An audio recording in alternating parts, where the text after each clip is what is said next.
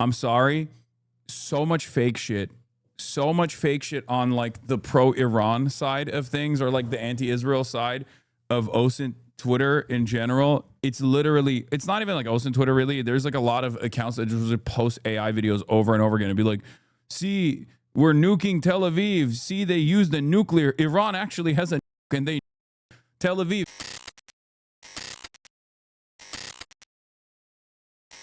An influential UAE billionaire responded to Lindsay and Trump and then deleted the tweet. Yeah, I read this morning. It was pretty funny. He kind of lasered him. It's unexpected because he's a UAE guy, right? Like United Arab Emirates are like the biggest dick riders of Israel. And not only are they the biggest dick riders of Israel, they're supposed to be the biggest dick riders of America and Israel, right? So the fact that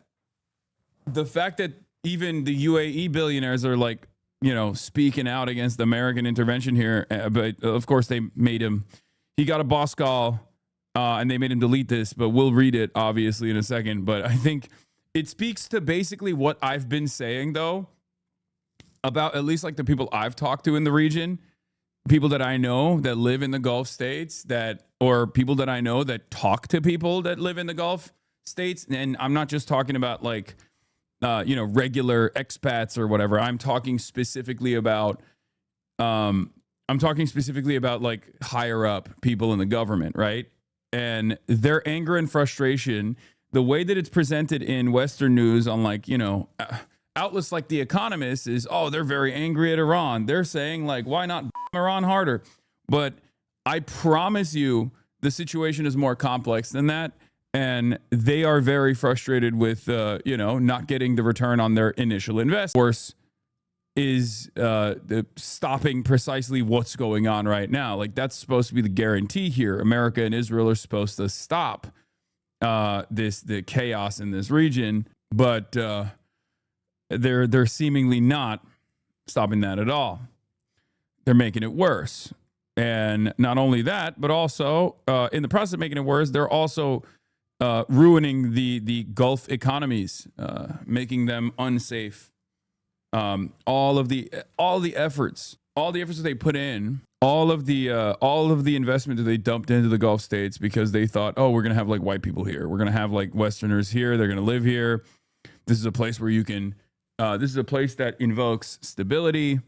This is a place where you can purchase an apartment complex in the line, right? Like all this shit, it's all gone now.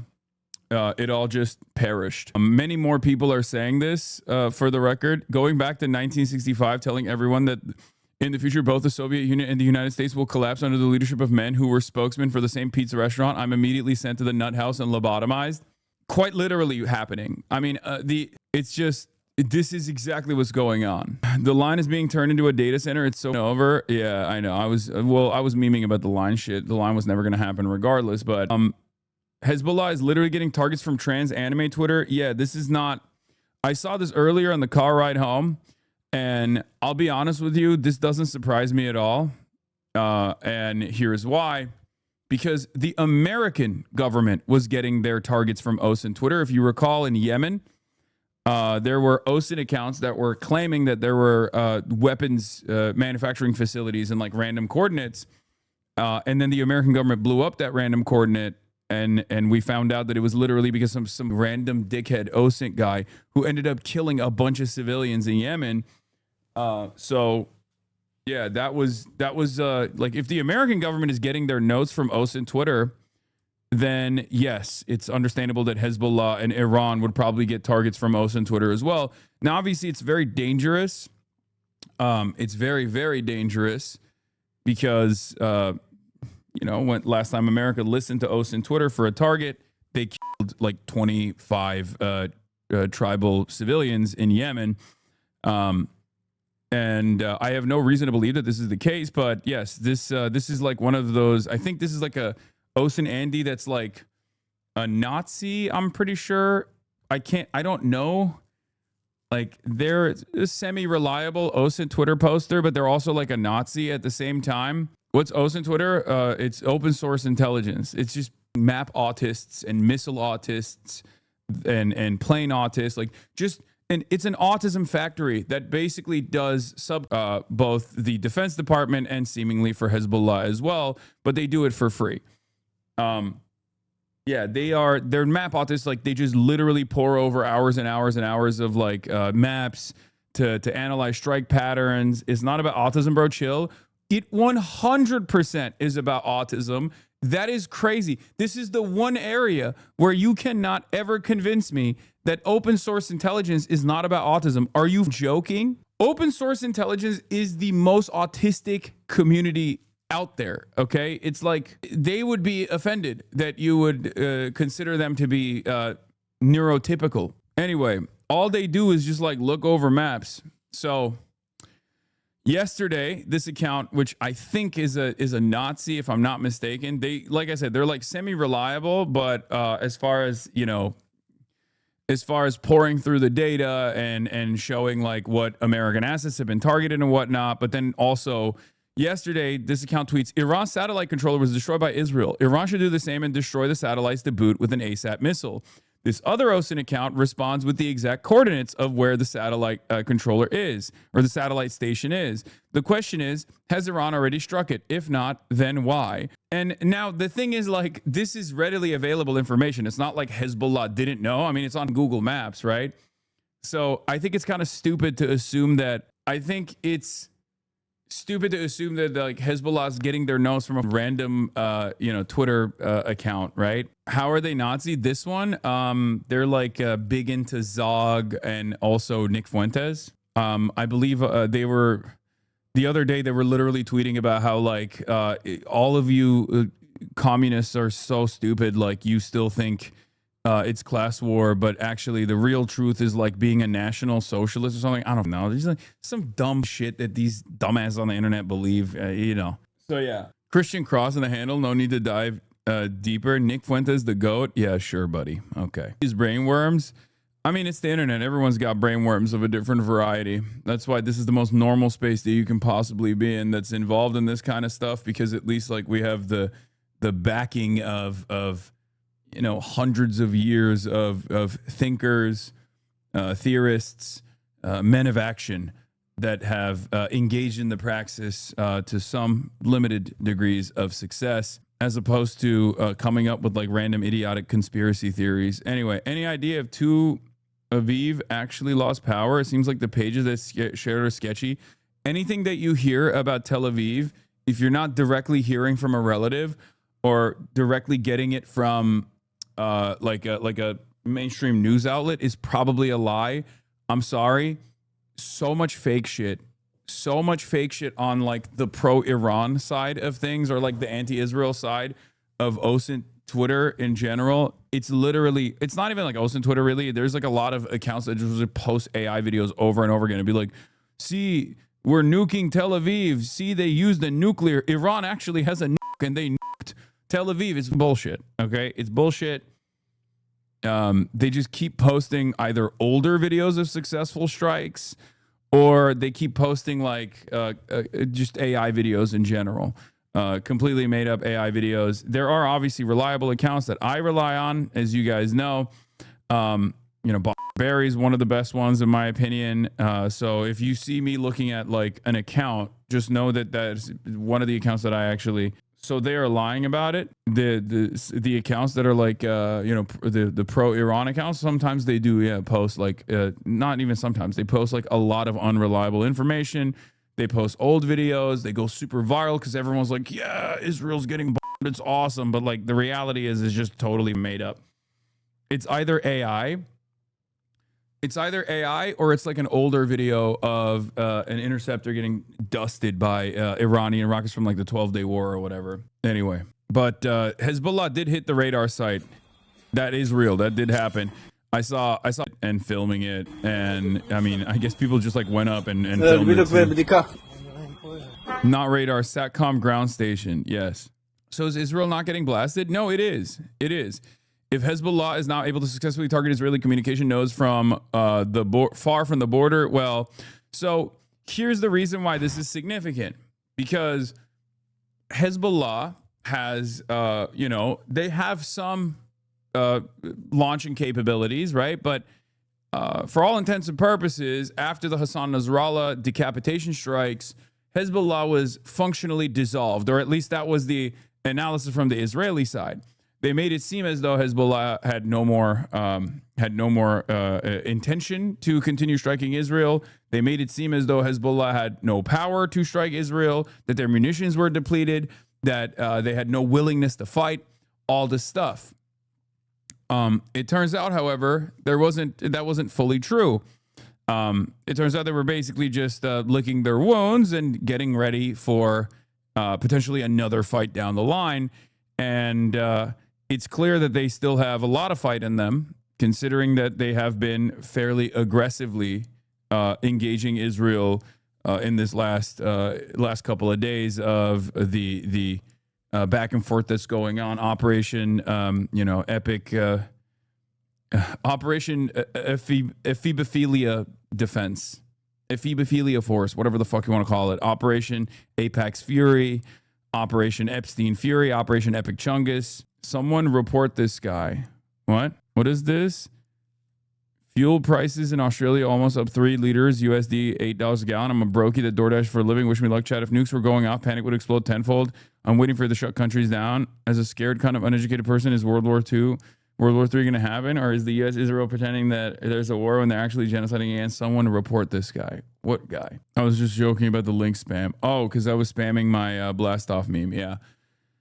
So, yeah, Operation Epic Fortnite Chungus, not exactly as successful as people presented it as. Here is one of the here is Hezbollah obviously striking a missile striking deep inside of Israel, hitting a satellite communications site, launched a barrage. Hezbollah from Lebanon launched a barrage of long-range missiles that struck multiple locations in Israel, including a direct hit on a military SATCOM dishes at SES Satellite Station in the Ha'ila Valley, south of Tel Aviv. The site hosts satellite communications infrastructure used for secure data links, meaning the strike could disrupt military comms if damage is confirmed. The Israeli military said several long-range projectiles were fired from Lebanon, with some intercepted by air defenses, while others were allowed to fall in what described as open areas.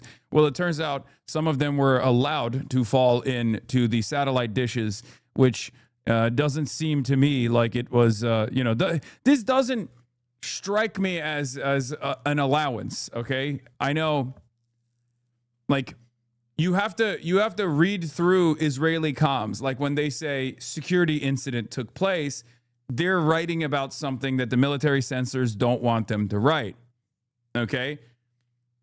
When they say, we allowed the missiles to fall into safe areas, they're lying. That means that they just couldn't intercept some of the missiles. This is one of those instances, right? The Ha'ila Valley sites lies well south of Tel Aviv and far from the Lebanese border, suggesting that the strike involved precision long-range targeting. So part of this is because I think the network of radars and early advanced warning systems all communicate with one another, or used to communicate with one another, and now they're not, because Iran successfully has shut off a big chunk of the early advanced warning systems, SATCOM, radars, all this stuff that plays a significant role in calculating the trajectory of ballistic missiles ahead of time, far ahead of time, so that one, Israelis can immediately rush to the bomb shelters with the sirens and whatnot, but also far ahead of time so they can calculate the trajectory adequately and they can intercept it successfully. When you shut off the eyes and ears within the region, it makes it much more difficult to intercept these ballistic missiles. So slowly but surely, the less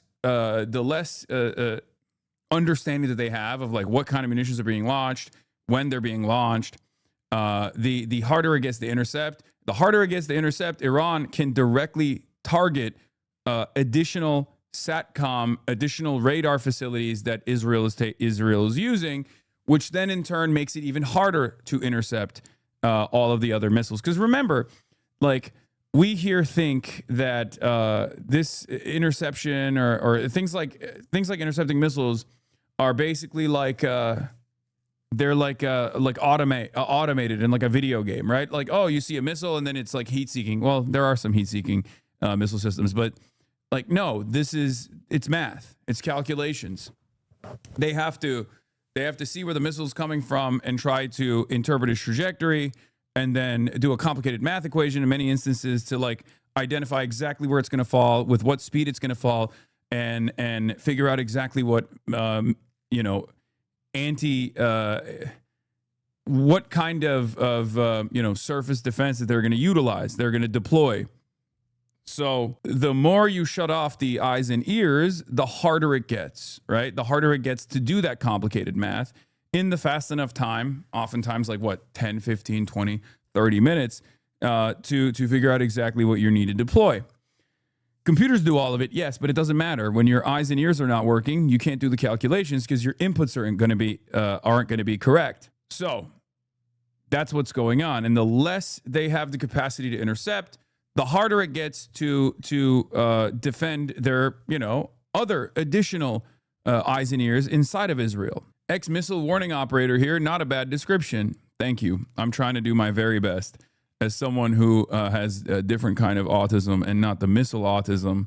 I'm trying to explain something that is relatively complicated. I'm a program. The program is inputs for the math equations fed by peripheral devices like sensors, detectors that provide location to coordinate data in the calculation. Spot on, pretty much. Yeah, and it has eyes and ears everywhere, right? It has eyes and ears around the entire region. And the more eyes and ears you have, the more radar facilities you have, the more early advanced warning facilities you have. That is like in the getting as close as possible to the launch site, so you can calculate its trajectory, the more effective you are at being able to intercept these missiles. Iran, for the last 7 or 9 days now, has shut off all of those eyes and ears, so it's much more difficult to triangulate exactly what kind of missiles being used, what the trajectory is. It's making it much harder for Israel to intercept. It's making it much harder for America to intercept. They weren't just like pummeling Bahrain and pummeling Kuwait and pummeling the American bases for no reason. There was a very good reason for why they were doing that. It was to achieve a military goal, and that was to get more done in terms of striking Israel with less. In the first couple of days, they were deploying a lot of their older munitions to overwhelm the Israeli defenses when the Israeli defenses had all of the eyes and ears, right? So they could make these complex math equations in real time, and they could do a much better job at trying to intercept all the missiles that were coming in. Once they were able to slowly but surely take out these radar sites, they are now capable of striking less, but with a much, much higher percentage of success. Anyway, Trump is going to be doing a presser at 5:30 p.m. Eastern. Obviously, we're going to be tuning into that. We're going to be hearing what he has to say. But it's things are not going great in the Western world. Obviously, Operation Apex Fury has not been the successful initiative that the Americans claimed it was going to be. And Donald Trump is going through the motion right now. Lindsey Graham is going through the motion right now. They're coming to that conclusion, and there's been some funny updates here as well. Like, for example, Donald Trump this is how you know this motherfucker's desperate. Donald Trump literally posted a Drew Pavlov tweet, man. The time didn't change. You did? What? We're so cooked. The president is posting my fattest op. Not even an op, really. The president is posting a person who got recently deported by his ICE agents for trying to stalk a celebrity. Hasan joined the right. It's not too late. Okay, sure. Mossad would like to speak with you. All right. 2 more MQ-9 drones shot down. U.S. military has lost 2 more MQ-9 Reaper drones during Operation Epic Fortnite Chungus in Iran, bringing the total cost to 11 drones. The 11 drones lost are worth over $330 million in total. God damn. God damn, Operation Epic Fortnite Chungus, baby. God damn. Who is Clash Report? Is that reliable? Yes, usually. They're just an aggregator. They take like news from other like reliable news outlets and like post it. Anyway, we could have so much healthcare. No, you can't, and you will like it. You will never have healthcare, and you will enjoy it. Okay, you are not allowed to have healthcare because all the money is going to Israel, and that's the most important, most consequential thing you could do. And if you ever question that allegiance that we have, you are the biggest anti-Semite that has ever existed, and you should go to prison. Me, on the other hand, am Israel Chai. I love Israel. I think all of our tax dollars should continue going to Israel. I don't think teachers deserve higher salaries. I don't think rural areas deserve to have hospitals, because I think we should give all that money to Israel. Please hire me now. I can be a consultant for a Democrat or a Republican. Doesn't matter. This is the attitude. This is the attitude you must demonstrate. This is the attitude demonstrated by so many motherfuckers, as a matter of fact, in politics. It's great. It's wonderful. I know, I saw this. It's so awesome. Most moral nation, tiny. Israel, the size of New Jersey. Israel, tiny nation. What are you saying? You are Hamas. You are Hamas. No politics here. Give all of the monies to Israel. Give all of the monies to Israel. Now. Hasan, stop. No politic here. Yeah. Where was I? Oh, yeah. So here, we'll start here real quick before we get to the new Ayatollah, new supreme leader. Sorry. Iran appoints new supreme leader. New supreme leader, same as old supreme leader. Name is the same. It's his son. We'll obviously get to that. But before we get to that, you know what? Fuck it. Let's just get to that, and we'll get to Lindsey Graham afterwards, because Lindsey Graham is pissed off. Iran rages on, the regime selecting a new supreme leader. State media reporting that a week after Ayatollah Khamenei's killing, his son, 56-year-old Mujtaba Khamenei, has been chosen to succeed him. The younger Khamenei is expected to follow his father's hardline policies. But President Trump dismissing him as a lightweight and an unacceptable choice, telling our Mary Bruce in an interview he needs to approve the next Iranian leader or he's not going to last long. Israel warning it would target any new leader. Trump now considering sending US special forces into Iran to seize the country's nuclear stockpile. We wouldn't do it now. Maybe we'd do it later. The news coming amid an intense new wave of US and Israeli strikes Sunday. Israel targeting the country's energy infrastructure with a huge attack on multiple oil refineries in Tehran. This fire seen from miles away. Massive plumes of smoke billowing through the night sky. Another major refinery. Guys, think about how we're saving the Iranian people, though. Like, when I see massive plumes of like oil smoke mixing up with the clouds, as, like, you know, all of this toxic waste accumulates above the Iranian population and will inevitably move to other countries in the region as well, by the way. When I think about all of that, I think about how we're just giving cancer to every single Iranian person we possibly can, and this is going to liberate them. It's going to liberate them from their fucking, from their bodies, really. It's so crazy that American foreign policy ends up engaging in chemical warfare with the Iranian population every single time. We talk about like 47 years of back and forth war, but from the Iranian perspective, this is literally what we did in the Iran-Iraq war. We gave Saddam chemical weapons, which he deployed on the Iranian people, and now we're directly getting Israel to bomb oil refineries and facilities, and once again engaging in chemical warfare with the Iranian population. It's fucking insane. Like, the things that we do to countries that we have declared our foreign adversaries are unbearable. They're unimaginably cruel, and yet we still sit around thousands of miles away in our ivory towers and our fucking throne in the heart of empire, and we talk about how these guys say Margbar Amrik. That is totally ridiculous to say if you're like a regular Iranian person. Of course they're gonna say fucking death to America and death to Israel, man. Look at what the fuck we're doing to them. We're actually killing them. Okay? We're actually killing them. Was hit elsewhere in the city, igniting a fireball. Videos circulating online showing streets on fire. Poisonous fumes filling the air for miles around. Residents warned to protect themselves against toxic fumes and possible acid rain. Iran condemning the offensive as nothing less than intentional chemical warfare against the Iranian citizens. Iran says well over. Yeah, I believe the American-Israeli attack on Iran will be good for the Iranian people because unaware of anything that has ever happened before in the history of the world. Yeah. No, that's literally what it is. That's always what it is. It's like, and these guys are not oblivious, by the way. They just don't care. They know you're oblivious, okay? They rely on the average American person's lack of understanding. We were on our way to the airport, March and I, and the talk radio was on, okay, in the Ubers, like 5 a.m. And I could not believe the commentary on this. Like, there was not even a single fucking dissenting voice, not even a single person that had elected representatives on to talk about, basically on both sides, on the Democratic side, on the Republican side, they had elected representatives come on the radio show to say, Iranian people, they have a nuclear weapon. We have to stop them. We have to stop the nukes. Like, even the Democrat that's like, oh, I don't think like the process is being followed, but like it's understandable that it's like some kind of military action had to be taken. It's fucking ridiculous. Like, it blows my mind what kind of, when you find out what kind of news and information the average American that's like tuning into this stuff is getting, you kind of get why Americans are cattle. Like, you kind of understand why Americans are cattle for the most part. Because like so much of the media that like normies are consuming is one-sided on this stuff.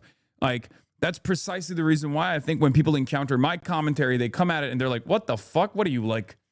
What are you, a fucking a part of the IRGC? Like, what do you mean Iranians are people? What the fuck? I've never encountered this perspective before.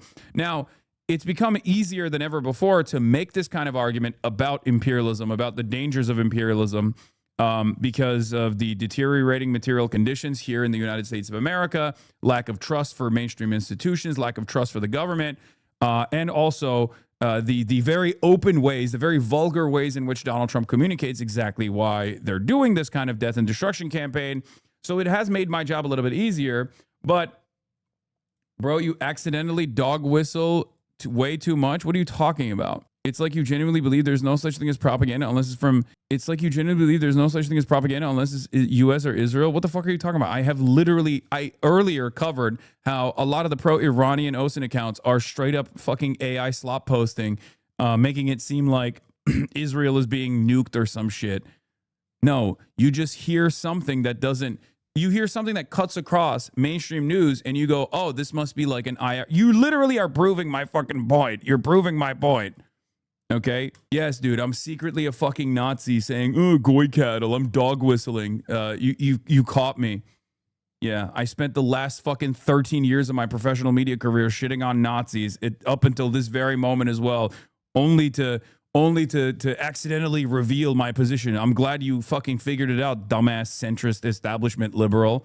Yeah, no human being who is like objectively against Nazis could possibly arrive at the conclusion that this American and Israeli allegiance that we have designed is incredibly damaging for regular folks in the region. And it's not actually beneficial for Americans either. You're right.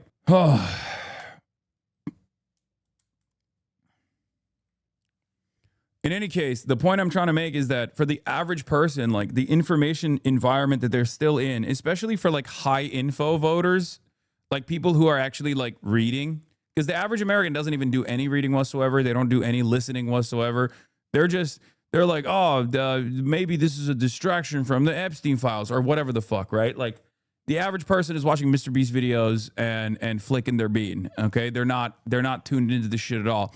But there's a decent number of like people who listen to NPR, listen to the New York Times' podcast, or read the New York Times, who also get a very stupid understanding, a very wrong understanding of exactly what the dynamic is. And then you have the right wingers who are pure cattle, right? Like maximum cattle. They get prodded on a daily fucking basis. But ultimately, as I have been saying over and over again from day one or day zero, day minus 20, when the armada, when the fleet, when the American naval assets were like coming around, like surrounding Iran, and I kept repeating over and over again, any kind of military action is not going to be at the behest of the Iranian people. It's going to be very deadly, very destructive for the Iranian people. They're going to destroy cultural landmarks, as they have been doing, and they are going to kill Iranian civilians, as they have been doing, and it's not going to bring about liberation. And lo and behold, we're already there. Luckily for us, I think people in this fast-paced information environment are much faster at receiving this information and changing their minds. And you're seeing that already. A lot of the people who were fucking dancing in the first couple of days have stopped dancing, right? A lot of the Iranian diaspora that was like, oh, Mr. President Trump, You are doing the best. Please bomb my grandfather, President Trump. They've all shut the fuck up. Part of the reason is because they also very quickly realized, oh shit, President Trump doesn't care about it all. Okay? Think like a woke, act like a chud. Hogs are waking up. That's an interesting shirt there to say. That's an interesting shirt there to say the least. Yeah. What makes you decide to wear a shirt like that? Because they kill children, pretty much, innocent people, women, children, old people. They target them. They commit genocide. So that's why I wear it. You know what? You want to hear something interesting? It is actually illegal to protest against Israel in most U.S. states. In what? And to protest against Israel in most U.S. states. Well, that's... You believe that? That's wild, man. I didn't believe it until I looked it up myself. Someone told me. I was like, no way. Yeah. Like, we're moving in a positive direction. And what do I mean by this, right? For the longest time, even during Israel's genocide of the Palestinians, there were a lot of Americans who wanted the Palestinians to be perfect victims, where they were doing this whole like, oh, free Palestine, except like, you know, Hamas is bad. It's actually kind of Hamas. That's the reason why, you know, Israel is doing this kind of stuff. Like they were giving far too much. They were giving far too much credence to the casus belli that Israel was presenting as to why they had to do this genocide. I think that's changing. Obviously, I've been on the fuck Israel, the fuck Israel side of things for a very long time. But now more and more Americans are actually moving on from like, well, these guys were perfect victims and they're being destroyed, so we should side with them, to actually, no, the people that are doing that death and destruction are the bad guys in this equation. Almost every state it's illegal to that goes against free speech, man. Well, First Amendment. Now when it comes to them, man, they can make our president go start a war for them, you know? Yeah, that's true, man. Like, it's like they say, you know who controls you by who you can't criticize. So Putin and Netanyahu both have a piece of him then, huh? Yeah. It's a crazy world, man. Crazy. I hear you. Well, good to see you out, man. We're out here every Saturday doing this. Yeah, I come every couple weeks. I try to make it out and show support for everything. And, What's your name? Trump, Dylan. Dylan? Steve. Nice to meet you, man. Nice to meet you. Trump's a monster, man. Fucking A. Take care. You too. Wichita, Kansas. Kids with cancer are in charge. Yeah. I mean, it's like, whatever. Not to change the subject, but Trump subpoenaed Arizona 2020 election results. Whatever. Fuck that guy. Get yourself an AM frequency when the internet goes down. I have a radio. Seriously? Okay, bro. Chill. We're not getting there yet. Okay. The Trojan horse of the Middle East are doing Israelis bidding in the UN. What is this? How can you call others cattle when this is the origin story you believe? This is true. Noah's Ark preserved all the sins for me in the great flood. But EU with an insane statement. Okay, we'll get to the European Union, the servile little vassal slave state that the European Union is, in a brief moment. Okay, we'll get there. Don't you fucking worry about it. But getting back to it. 1,000 people have been killed so far, including 190 children and 198 women. The American death toll also rising again this morning. The Pentagon announcing that a U.S. service member wounded in an Iranian strike on a base in Saudi Arabia on March 1st has passed away from their injuries. Despite degrading its missile capabilities, Iran retaliating across the region. Drones and missiles hitting this high-rise in Kuwait. And videos circulating on X, capturing the moment an Iranian drone struck Dubai International Airport. Dramatic video showing Emirati air defenses taking down at least 8 unmanned Iranian drones. Iran's targeted the UAE more than every other country in the region combined. Now, even the region... If you ask the Iranians, they want to kill the idea of Dubai, which that's what regime hardliners are saying on regime TV. So do with that information what you will. I'm not making any. I'm not saying anything about it. Okay, I'm just here to repeat what they are saying. Okay, I'm not gonna say that's a good thing or a bad thing. I'm washing my hands over this. Okay, I'm washing my hands off this. All right. All I will say is the United Arab Emirates is literally, it's a little Israel. Okay, if America's big Satan and Israel's little Satan, then Dubai is like the third small Satan brother. Okay, that's like kind of That's kind of the assessment. It's just they have been positioning themselves. I'm just neutral. I'm neutral on this. I don't, I disavow. But the United Arab Emirates has very actively pushed for exactly like America and Israel's involvement, and have, they're doing their own little genocide, which is not so little in Sudan. And yeah, United Israel Emirates has been on the receiving end of a lot of pushback from Iran. The government, not the people, though. Yeah, obviously it's not.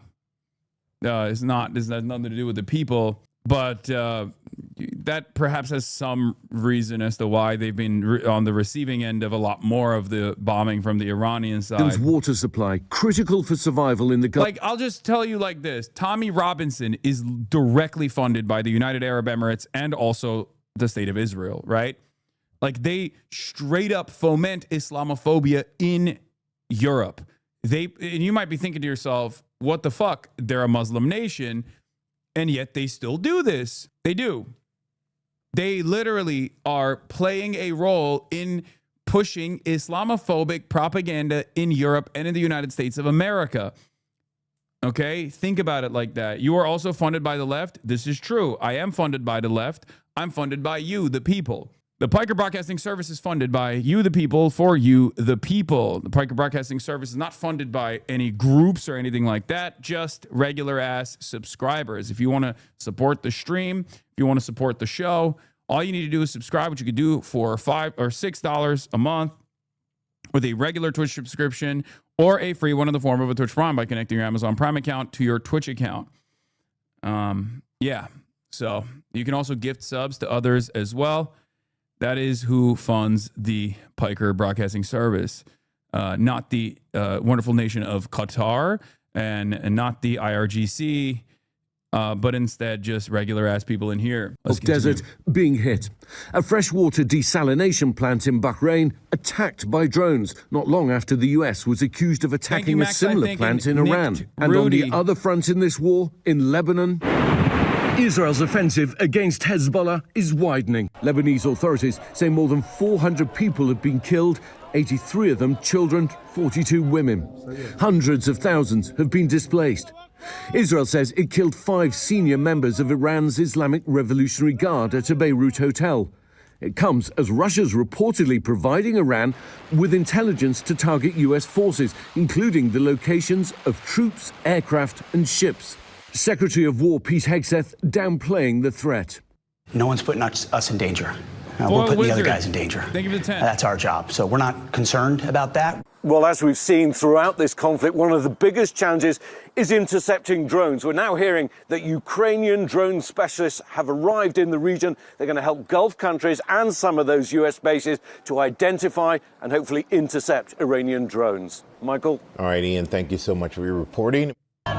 Ukraine is on the table, everybody. Ukraine is the table. Ukraine holds the cards. Yeah, I've seen a lot of Ukrainian WhatsApp posters celebrate the new motion that Zelensky has developed in this process.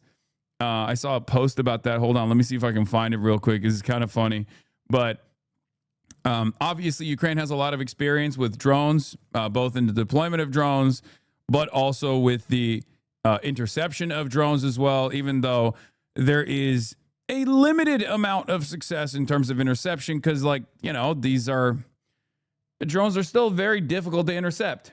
But if there's a group of people that are capable of doing that or have experience doing that, it's going to be the Ukrainians, because Russians now have their own version of the Shahed that they have been manufacturing themselves, but we're using the Shahed drones for the longest fucking time. So let me see. Hold on. There has been a very funny. This has been a funny development for a lot of people, because if you remember, if you recall, Donald Trump embarrassed Zelensky after all of the work that Zelensky and Ukraine has put in to try to defend their people, being utilized as a fucking proxy in the process against Russia. To uphold American interests and losing a bunch of territory, losing a bunch of human lives. And and then coming to the United States of America and having Donald Trump straight up be like, you need to apologize, or JD Vance being like, you need to apologize, you need to be more thankful. That was actually very, very frustrating, understandably, for a lot of Ukrainians. Ukrainian Instagram is so happy they're about to have a stroke because they think Trump is begging Zelensky to send drone interceptors to the Middle East. And I do like this kind of boomer posting. You don't have the cards. And then this is St. Javelin account. I have the interceptors, Mr. President. A couple geopolitics, the ultimate plot twist. Not our problem. Yesterday, not our problem. Zelensky, can you help us stop these Shaheds? Anti-Shahed expertise. Today, can you help? Iranian drones? Actually, I have some cards. The mindset. Like, this to me speaks to how pissed off, understandably, how pissed off the Ukrainians were when Trump did this and the Americans did this. Like, they put him in a suit, and now Donald Trump is in a more casual outfit. They were very upset about that. Did you say thank you once, Mr. President? Like, they're doing the who holds the cards posts. House full of cards. You asking me to teach how to shoot down Shaheds, but you don't ask with respect. Mr. President, I hold the cards now, Mr. President. Yeah, this was, they're having fun with it. You know, they're having fun with it. But yeah, Ukraine is at the table. This is some 9gag style memes. Yeah, bro, they're in fucking Ukraine. They don't got internet. Okay. Anyway. Yeah, that's been one of the updates. But to the surprise of some officials in Kyiv, no one from the United States bothered to ask Ukraine to share its expertise in how to defend against drones before starting the offensive in Iran. How is that surprising? How is that surprising? I'm sorry. These guys are fucking idiots. By the way, American drone technology is far behind all of our adversaries. Like, at least a decade behind. You got, what's that guy? Palmer Luckey, who obviously wanted to take advantage of the new procurement methods that the American military is engaging in. You know, all these like tech guys are now getting into the space. And U.S. drone tech is so ass in comparison to what the Iranians have, in comparison to what the Chinese have, in comparison to what the Russians have. And they're literally trying to basically recreate whatever the fuck the Iranians are doing, but it's still going to be more expensive because it's being made in America. So like the closest we've gotten to the Iranian drone tech with the Shaheds has been the Lucas, and it's still double the price of the fucking Iranian Shaheds. And the Iranian Shaheds can be deployed from the back of a fucking K-truck at 5 at a time, whereas the Americans, of course, have to, you know, deploy them with, with another like $30, $40, $50,000 piece of equipment, right? Like they don't have any mindset around, you know, cost effectiveness. They don't know how to deploy this stuff without, you know, billions of dollars of expenditure. So I can't believe what you did to Mélenchon. Wait, what? What did I do? But it isn't surprising to me at all. The reason why I was bringing up Palmer Luckey, by the way, you are correct with regards to swarm kamikaze drones. U.S. by far has the most advanced surveillance drones. Yes, that's true. Those are a substitute for the much more expensive and much more costly and much harder to train like fighter pilots, obviously, because they can loiter for a lot longer and also fly above where a fighter jet would, and or any kind of like other surveillance capabilities that are more likely to get struck down. The flying wind drone that Iranians hacked and captured in 2011 in the U.S. likely has more advanced surveillance drones than that. Yes, Americans have some of the best surveillance drones, but as far as like their offensive capabilities, American has decent offensive drones as well. The problem is you need a lot, and you need it to be very cheap. That's the whole point of the Shahed drones. That's why they call them suicide drones, right? It's not like the way that these things work are like high maneuverability for it. It's almost like a rocket that you can maneuver much more efficiently and target much more efficiently than like a rocket that you're just launching that has a very specific, very precise trajectory. So if it's $20,000 a pop and it's very difficult, it's much cheaper than like guided missiles. and it's incredibly cost efficient, yeah, you're gonna fucking overwhelm people with these missiles or with these drones. Lucas has a 500-mile range. Shahed has 2,000. It's not in the same category. So there's that side of the conversation. But Anduril, Palmer Luckey, tried to go and develop drone technology in Ukraine, and they failed. Okay, the Ukrainians literally had to tell them, pack up your shit. We don't want your drones any longer. Like that's how far behind the Americans are on our offensive drone technology, our offensive drone capabilities. That like all of the new people that are coming in, all the tech people that are coming in that were presented as like a much more innovative, much more efficient version of the previous procurement strategies that the American military had, with all of the reliable defense contractors that are bloated budgets and have like a very long timeline to create new weapons and shit like that are now seen as like antiquated. The advanced solutions were supposed to come from the tech space, but even the tech guys are, they're failing. They're failing to achieve these results. So over reliance on AI, no understanding of like they're not building these systems off of necessity. Iran is building these systems out of necessity. Even Russia is building these systems for a specific purpose.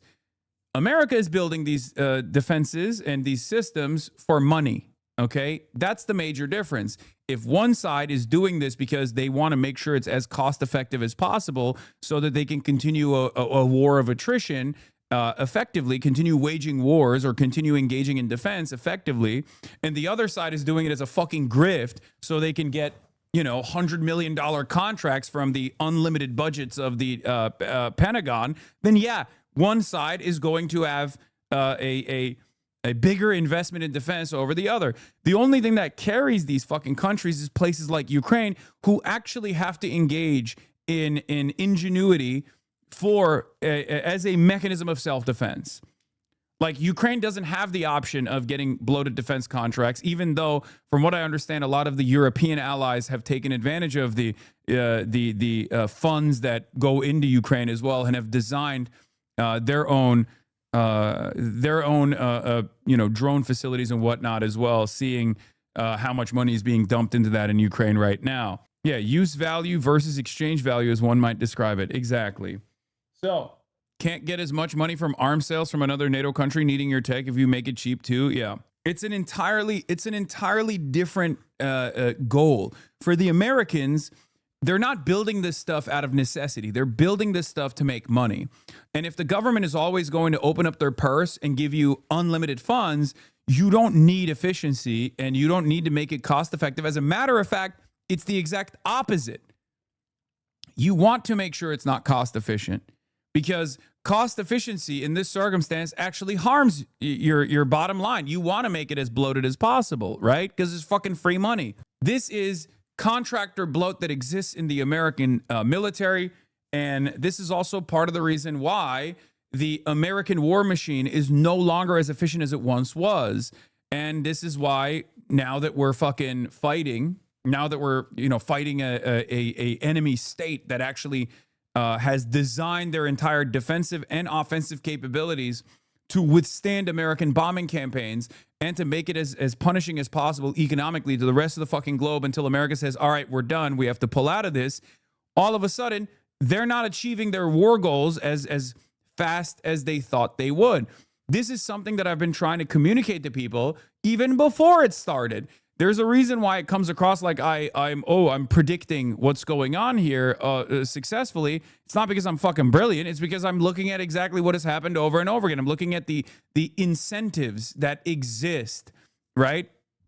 The incentives that exist within the American industry, the American defense industry, and the incentives that exist within the Iranian defense industry.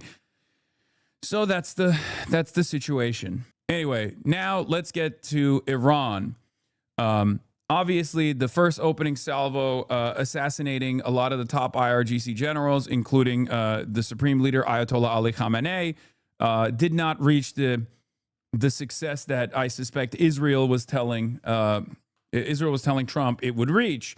You know, people would actually take it to the streets. People would actually rise up and engage in a successful popular revolution against the IRGC. All of the stuff that was promised, I suspect, to Donald Trump from Benjamin Netanyahu is not happening. This is one of the examples of this.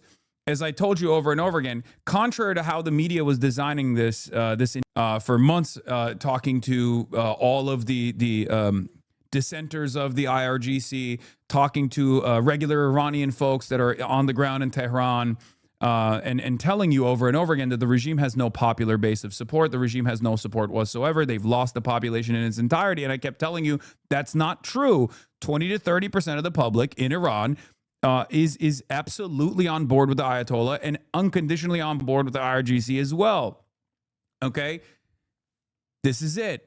This is proof, once again, all of the people, like the Islamic Republic has a popular base. Okay? It has a popular base. You don't have to like it. I certainly am not a fan of their domestic policies, right? But at the end of the day, they have a popular base. And no, it's not under 15%. That's also wrong. It is absolutely not under 15%. There is no information that claims that it's under 15%. That's why I always say it ranges from 20 to 30%. At times of economic turmoil, it diminishes a little bit, but ultimately there is a good chunk of people that actually are on board. Okay? If you look at American news, right? American broadcasters present this as like, there is no popular base. There is no social support from a popular base for the Ayatollah. Okay? That they're basically holding everyone at gunpoint. They're holding everyone hostage at gunpoint, and that like there's no popular mobilization that exists. It's just like the Basij militias. It's the fucking IRGC. They're killing people, and it's like 90% of the country hates them. In a 93 million populated nation state, it's, 10 million soldiers that are just like fucking murking everybody that speaks, that talks out of line. That's not true. Is the government absolutely repressive and very violent at times? Yes. Is there a big chunk of the Iranian population? Is there a big chunk of the Iranian population that is against the IRGC, against the Ayatollah? Absolutely. This is also true. But they still have a popular base of support. They still have an organic population on the ground that is in favor of the IRGC, in favor of the Ayatollah. If you don't recognize that, you can't understand Iranian society at all, and you can't make calculated decisions. Now, Americans obviously don't give a shit. This is also outside of this, like what's unfolding right now is also the other thing that I kept talking about, right? Which is that even though there are in Iran that hate the IRGC, you know what they also hate? Getting fucking bombed. You know what they also hate or are not big fans of? The United States of America and Israel. You listen to diaspora Iranians that are ultra-Zionists that go on American news and say, we love Bibi Netanyahu, we love Donald Trump, but that is not even represented in the diaspora population, because when you look at the actual polls that poll the diaspora Iranians, even then 56% in the 12-day war said American and Israeli bombing campaigns were actually bad. Not good, but bad. And Iranians in Iran, regardless of their position on the Ayatollah, regardless of their position on the IRGC, are not exactly fond of America even before this bombing campaign started. So this is another thing. This is another thing that you have to understand, okay? So you will, like, as many diaspora Iranians are coming to the conclusion that the American bombing campaign that they supported initially is actually not leading to the revolutionary change that they thought it was going to happen, and that this is actually hurting their family members and changing their attitude in real time. Iranians themselves are also going to have a change of heart. Even if they don't love the IRGC, even if they hate the IRGC, all of a sudden the IRGC is the only thing that is, punishing the people that are bombing their fucking homes, punishing the people that are bombing their oil refineries, punishing the people that are bombing the schools where little girls are going to school. It's the same dynamic with Hamas. Okay, there are plenty of Palestinians that are not exactly fond of Hamas when it comes to the domestic affairs, right? This is two separate categories here. There are Palestinians that are not exactly in favor of Hamas's governance. They don't like it, but they don't say anything in times of Israel's bombing campaigns because the number one op is always going to be the alien foreign occupation, the alien foreign bombing campaigns. That is always going to redirect people's attention, and they're going to, in America, we call it rallying around the flag, but basically they're going to turn around and say, all right, well, fuck this. You know, I don't like these guys, but I would rather have them, the indigenous force of oppression that I hate, rule the country than to destabilize it and destroy it in the hands of Israel. It's a perfectly understandable position. It's one that I keep repeating over and over again because I've experienced it myself in Turkey, right? There was a coup that happened with an American parallel state that was designed with Fethullah Gulen, and that coup was very deadly. A lot of civilians were killed. American bases were utilized for fighter jets to directly bomb civilian enclaves in Turkey. And the people rose up. They armed themselves. They rose up and they successfully stopped this coup in Turkey. What happened next? Everyone fucking, rallied around Erdogan, even people who hate Erdogan. You sound hella jealous. What is this? This happened in Turkey. Not that. This is how it works. When you see a foreign entity or a parallel state that was formed by a foreign entity destabilize the country and start killing people, all of a sudden, that's the number one op, okay? And of course, the same thing is going to happen in Iran as well. That was 10 years ago. Will avenge the blood of his father. With America, we are sure he won't compromise with America. He's a true son to Ali Khamenei. The hand of God was revealed. Khamenei became younger.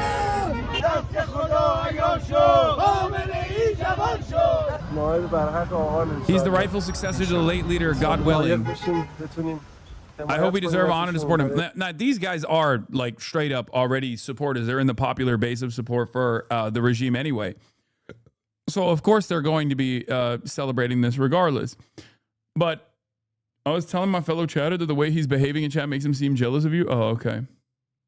This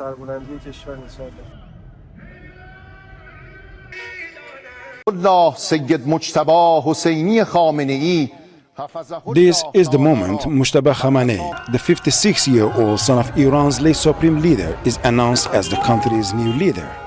Supporters say they see his father in him. In a widely circulated message... By the way, there was a brief period where even Crusaders and the Muslims united against the Mongols. This happened all throughout history. Okay, yeah, China, KMT, and the Communist Party aligned with one another to fucking purge the Japanese invaders, for example. This always happens. Reactionary forces or bourgeois forces will align with revolutionary forces. In some ways, this also happened in the Iranian Revolution, where you had the clerics and the Islamists join up in a united front against the Western-backed puppet, the Shah, and overthrow the Shah in a successful popular revolution where the communists and the Islamists were aligned with one another, right?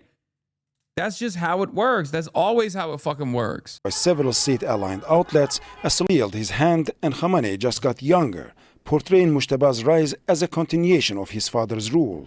In 1979, Iran's Shah Mohammad Reza Pahlavi was overthrown by Ayatollah Ruhollah Khomeini.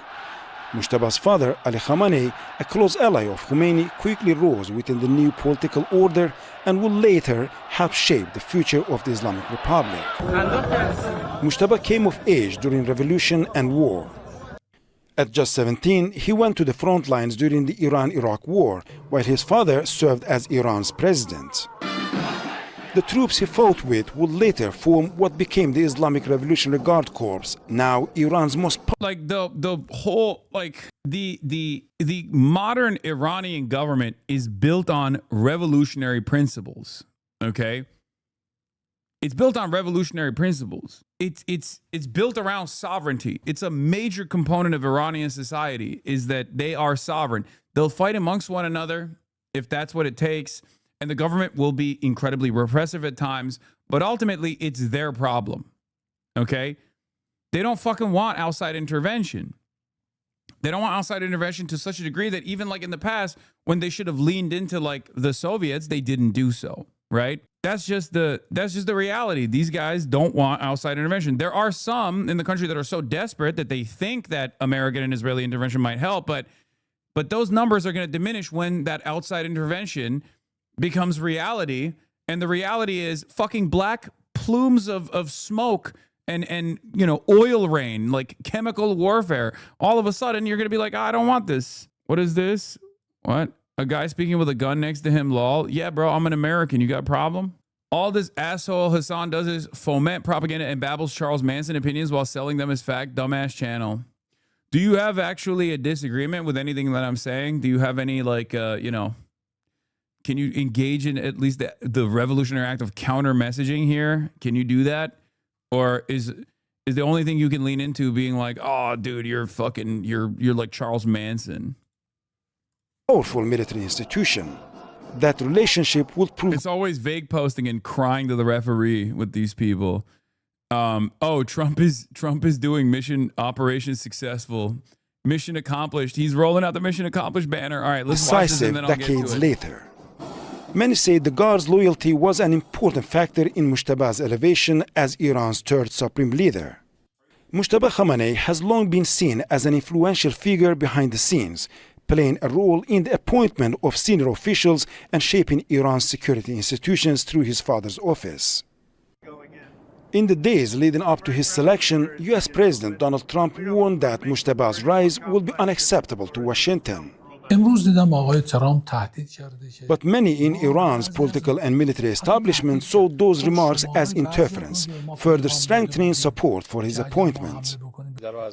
Mujtaba's father, mother, sister, wife, son, and several other relatives were recently killed in strikes by US and Israeli forces.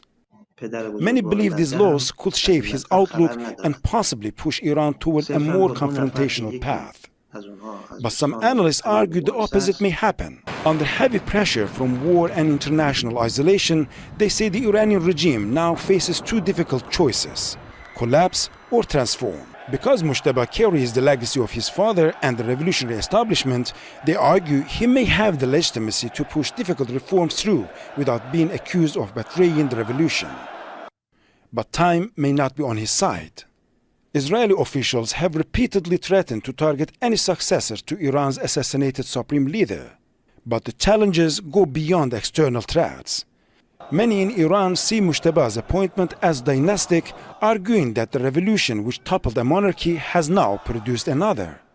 At a time of war, sanctions, and societal polarization, the system's survival may depend on bridging the gap between the state and the people. Under Iran's constitution, Mujtaba Khamenei is both the country's highest political authority and the supreme religious leader for millions of Shias in Iran and beyond. His father assumed power just months after the end of the devastating war with Iraq in the late 1980s. Mujtaba Khamenei takes office during a far more dangerous moment.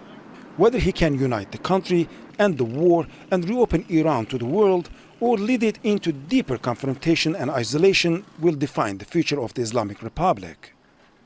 Rasul Serdar, Al Jazeera. The post of Supreme Leader. Wasn't his son hit? I think so. There's some reports that he might be like seriously fucked up, but I don't know. We don't have any information. So there's new information on the Revolutionary Guard side as well, but New York Times reported that Iranians appear conflicted about their new leader, yet the only evidence it presents a video showing tens of thousands of Iranians celebrating his appointment while American flags are burned during the festivities. The reason why they're saying it's conflicted, by the way, the numbers are fucking crazy, obviously. And the reason why this is important to acknowledge is because this doesn't represent like the overwhelming approval at all. Okay, it doesn't. But it does show something very important, which is you still have to deal with tens of millions of people who are on board with it, right? Like, this is why it's not so simple. It's never as simple as the way America presents it.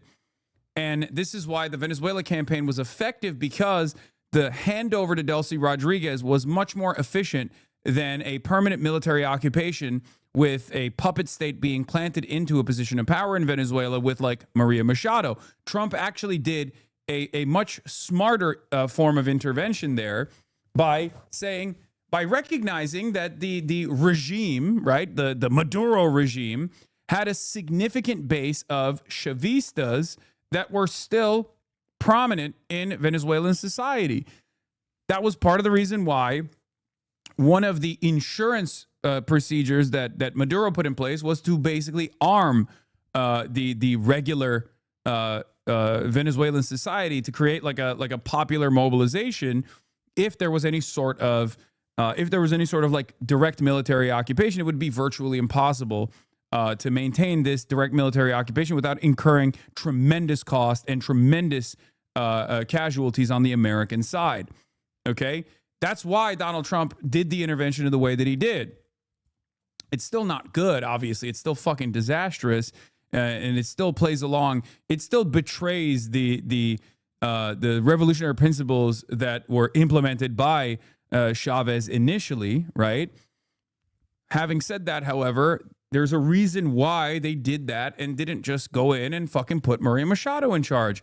If Maria Machado had a popular base of support inside of Venezuela, then that's what he would have done, right? Why would he utilize Delcy Rodriguez? Why would he still keep the same fucking regime in charge, which you don't really hear much from any longer? If you noticed, American media doesn't talk about how angry the Venezuelans are. Have you guys noticed that? Because it's still the same people in charge, but all of a sudden now they're running the fucking oil contracts in the hands of the American state. So all of a sudden, I guess there's no more anger and discontent surrounding the scary Maduro adjacent regime. I guess the Venezuelans no longer are offended or angry. I have noticed that.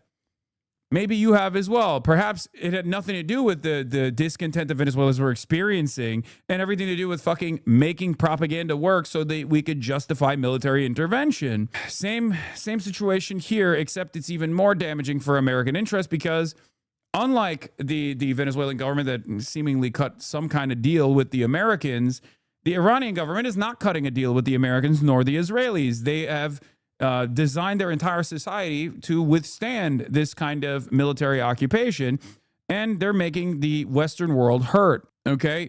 We don't have any accurate numbers on what the support for the IRGC is currently. Pre-war, it was around 25 to 30% of supporters, almost 25 to 30 million pro-regime. After his death, has reached 50 to 60%. We don't know that. We don't know, and we don't have the accurate numbers there. And I'm sure there are still people who are angry and frustrated and don't want this to happen inside of Iran, but those people have to worry about American and Israeli bombs blowing up over their heads for the time being.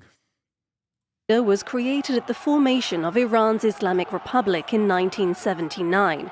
Its founder, Ayatollah Ruhollah Khomeini, sought to integrate both Islamic... You are wrong. The new regime in Venezuela fixed the society. That's why you don't hear anyone complaining anymore, huh? Oh, they fixed it. So the regular Venezuelans, the only thing that they were demanding was the privatization of the oil. Is that what it is? To offer all of the oil refineries to, you know... Oh, you're joking. Okay, got it. I thought that the Venezuelans weren't demanding privatization, but instead wanted liberation from the dangerous, incredibly repressive nature of like the Maduro regime. Principles and political governance, with a powerful clerical figure at the top to ensure Sharia guided the state. He was first to hold the role. The Supreme Leader oversees virtually all functions of government, either directly or indirectly. His powers include determining the political direction of the government, commanding the armed forces and all-powerful Revolutionary Guard Corps, and appointing and dismissing a range of officials, including the head of the judiciary and the head of the state broadcasting agency. The Supreme Leader also appoints 6 of the 12 members of the Guardian Council. The other 6 are law experts who are nominated by the head of the judiciary and approved by Parliament. The Council has the power to veto or demand changes to legislation passed by Parliament, and all candidates standing for election, even for the presidency, must meet with its prior approval.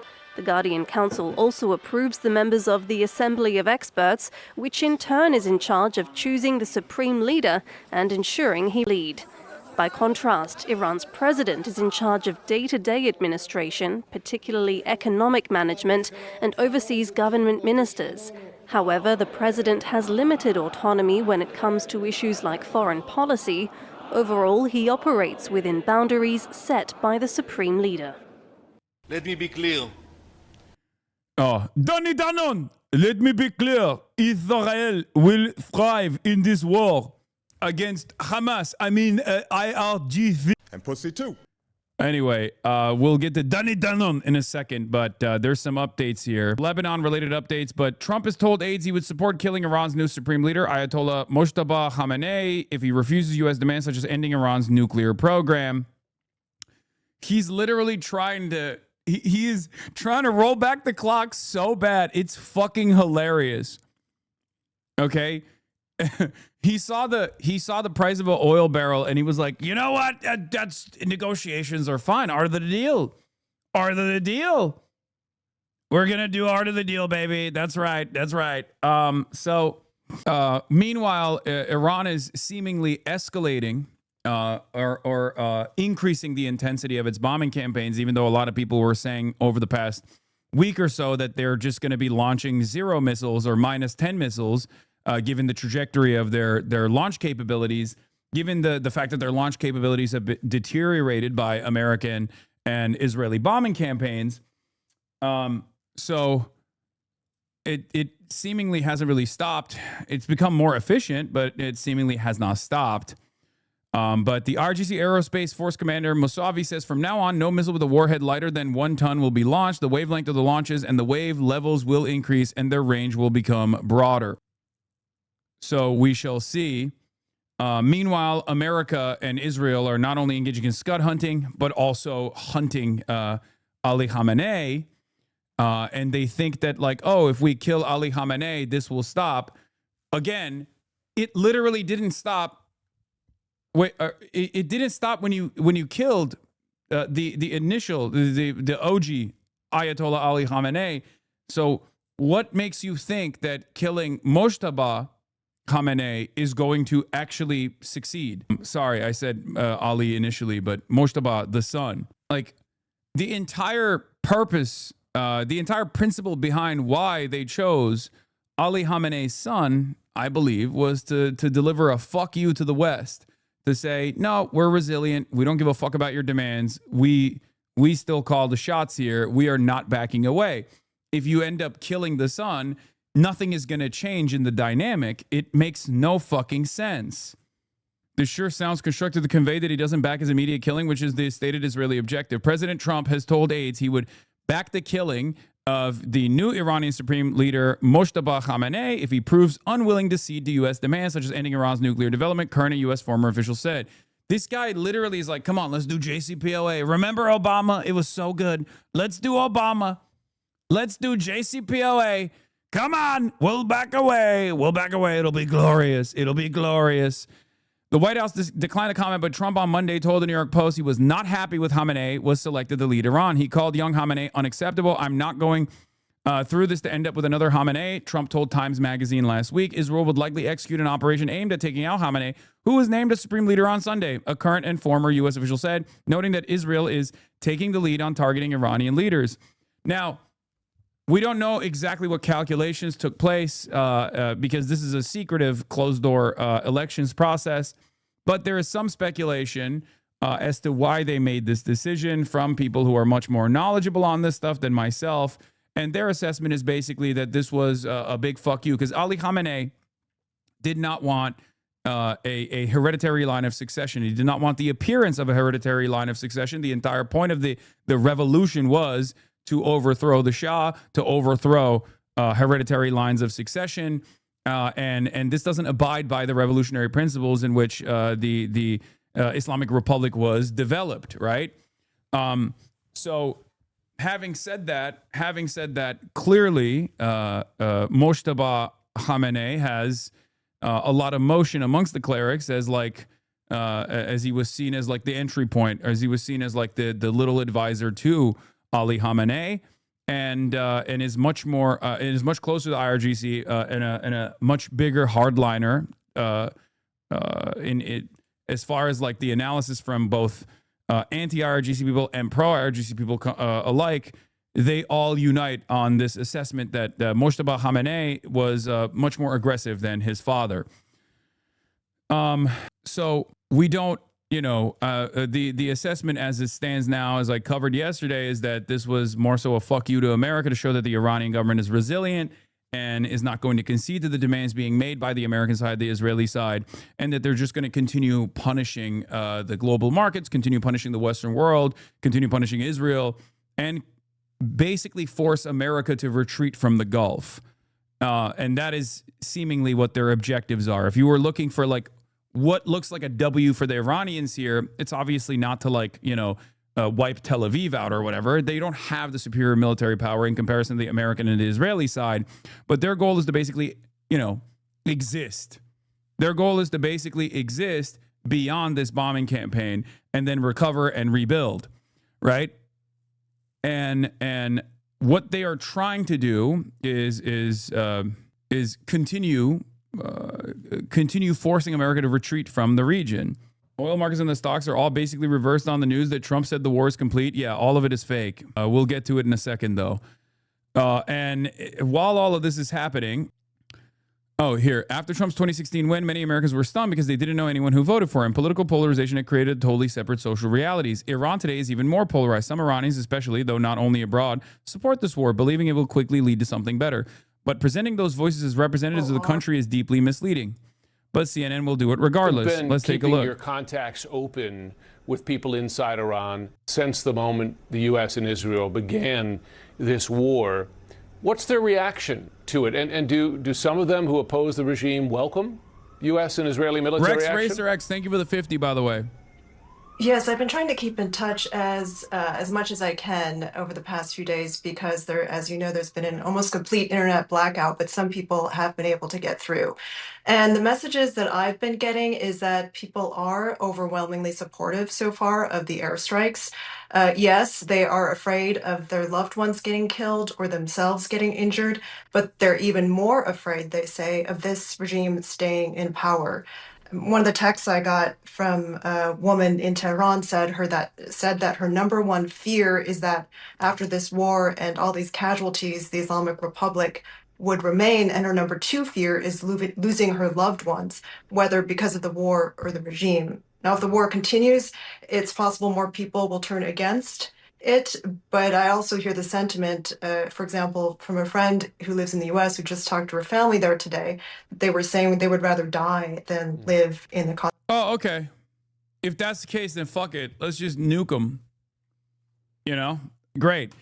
Again, this is insanity, but it is intervention propaganda, right? It's intervention propaganda. They're trying to cycle they're trying to blast as much info as possible out there because it's not 100%. Like there is no like overwhelming majority that's like in support of the Ayatollah, in support of the IRGC, but there's no overwhelming majority that's like saying the bombing campaigns are good. As a matter of fact, at this state, totally speculative, purely speculative, but from what I've seen from previous iterations of the bombing campaigns, like the 12-day war and whatnot, I would go so far as to say that there is a far larger majority of Iranian society that wants the bombings to end than people who want the bombing to continue, right? Because regardless of the anger and resentment that people have in Iranian society towards the IRGC, towards the Ayatollah, foreign intervention is not welcomed, okay? So the media in this circumstance is unironically leaning into the smallest subsect of Iranian society when they say, oh, there's still people who want this bombing to continue. They don't mind if they die in the process as long as the Ayatollah's regime is over. Okay? We don't have current polling in Iranian society right now. That's why I'm leaning into previous iterations of American and Israeli bombing campaigns like the 12-day war. That was nowhere near as consequential in terms of like destroying oil refineries and whatnot, right? Because like Israel did not actually destroy the oil refineries last time or blow up the oil refineries last time, as they are doing this time around. And that is because you're basically cutting out the lifeline of like what comes next after in Iranian society. Even if the Ayatollahs are gone, Iran still has to produce oil. It's like a major part of their economy. And that goes against the interests of regular Iranian society anyway. It's a massive ecological disaster that we are creating. It's devastating for regular Iranian society. In the past, they've hit like storage facilities at times, but like never to this degree. Source, trust me, bro. Wait, what do you mean? Kurdic TV source, trust me, bro. Here, I'll show you. Someone has the polls in here, right? Like from the 12-day war of Iranians in Iran and Iranians in diaspora saying that they were against American and Israeli military intervention. You can always find people that will be in support of American intervention. You can find people who are mourning Ayatollah Ali Khamenei's death in the United States of America, in fucking New York City, okay? Imagine if you know, IRGC news accounts were going to the fucking, you know, trans Marxist group that did the vigil for Ayatollah Ali Khamenei to be like, Americans are actually super in support of Ali Khamenei, and they are mourning this loss, this devastating loss of an anti-imperialist figurehead. Like, it's kind of like that.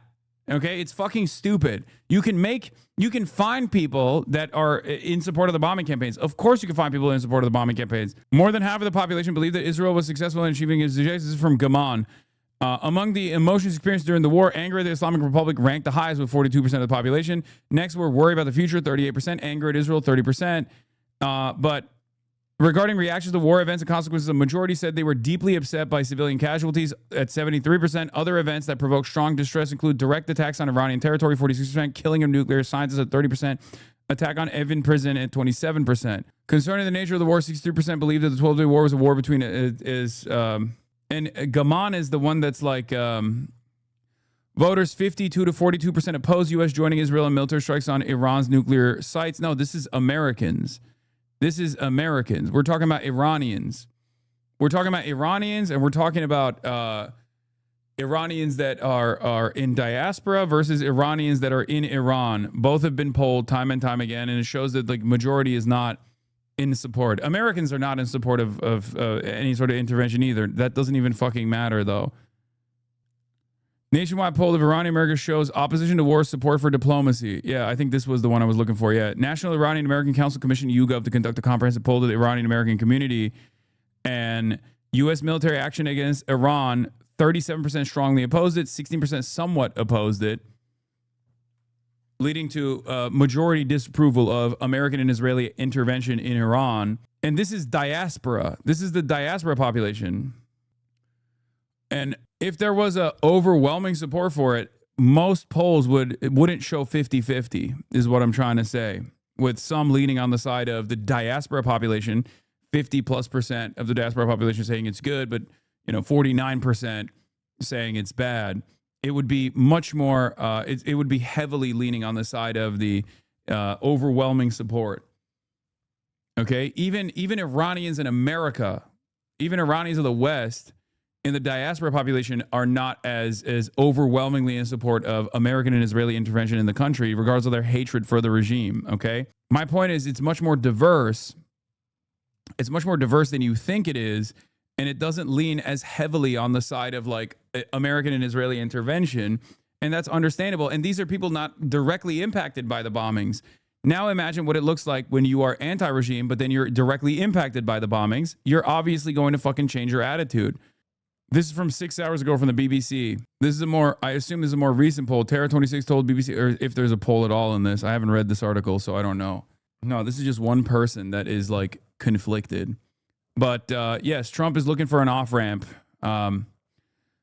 News in Israel, Channel 13 says, Trump in a dramatic statement, the war in Iran has been largely completed, significantly advancing the timeline.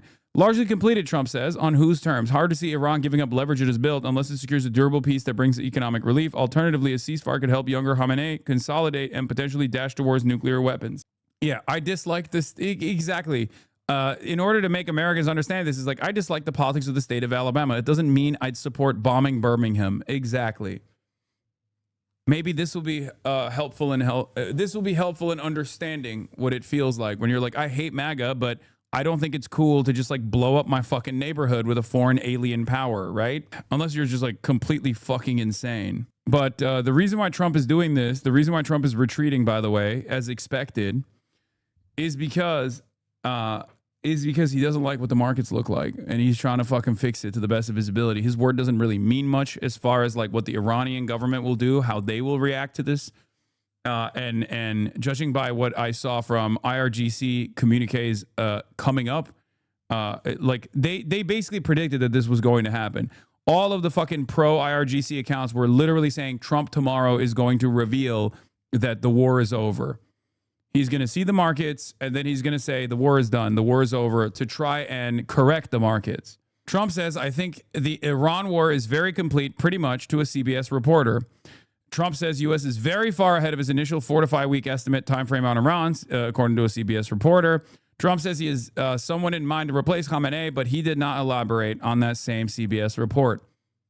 Trump has also said that they are going to have a conversation with the Israeli government to decide how to end this war, which is, again, the revelation that America is led by a theocracy as well. But instead of 88 clerics coming together and figuring out who the fucking next imam is going to be that leads the American theocracy, it's actually the Israeli Knesset, backed by the Israeli population's popular support for this endless destruction campaign in Iran. Let's be fucking real. America, in some ways, is also led by clerics. Maybe not Shia clerics, but instead, this time, rabbis and the Knesset and, secular Israelis. It's a different kind of theocratic approach. Evangelical Zionists as well. That's what's going on here. President Trump is considering taking over the Strait of Hormuz, according to CBS, which is, again, going against the whole mission accomplished narrative that they were talking about initially. Here's John Hudson also. Wei Zhejiang from CBS News says, in a phone interview, President Trump told me the war would be over soon. I think the war is very complete, pretty much. They have no Navy, no communications. They got no Air Force. He added that the U.S. is very far ahead of its initial 4 to 5 week estimated time frame. Asked about Iran's supreme leader, Mojtaba Khamenei, who Trump has openly criticized, he said, I have no message for him, none whatsoever. Trump said he has someone in mind to replace Khamenei, but did not elaborate. As for the Strait of Hormuz, Trump noted the ships are moving through now, but he is thinking about taking it over. Trump warned Iran, they've shot everything they have to shoot, and they better not try anything cute, or it's going to be the end of that country. John Hudson, confused by this at Washington Post, says, so which is it? This is just the beginning of the U.S. war in Iran? Hegseth told 60 Minutes on Friday. The war in Iran is very complete, pretty much, Trump tells NBC News today, or CBS News today. So which is it? Is it very much over, or is it just beginning? Let's be real. You got to go to the real boss man if you want to understand where this is going to go. And the real boss man is Israel. It's over when Benjamin Netanyahu says it. It began when Benjamin Netanyahu said it must begin, and it will be over when Benjamin Netanyahu says it's over. Apparently, Pootie Poo, Adolf Putler, and Donald Trump also had a conversation. Russian President Vladimir Putin held a phone call with U.S. President Donald Trump on Monday and shared his proposals aimed at a quick settlement to the Iran war. Kremlin foreign policy aide Yuri Ushakov told the reporters the leaders also discussed the Ukrainian conflict and the situation of Venezuela in context of the global oil market situation. Yeah. Department of War rapid response. We have only just begun the fight. And then right after that, Trump is like, actually, we're done. It's over. Mission accomplished. Now, of course, if you want to understand what's really going on, obviously the mission is not fucking accomplished at all, because what is the mission? For the Americans, if the mission itself is supposed to be, if the American mission is supposed to be complete regime change, and the Israeli mission is complete destruction of Iranian society and trying to instigate some kind of like ethnic war in the country with no real regime change in mind, neither of those goals are being accomplished right now.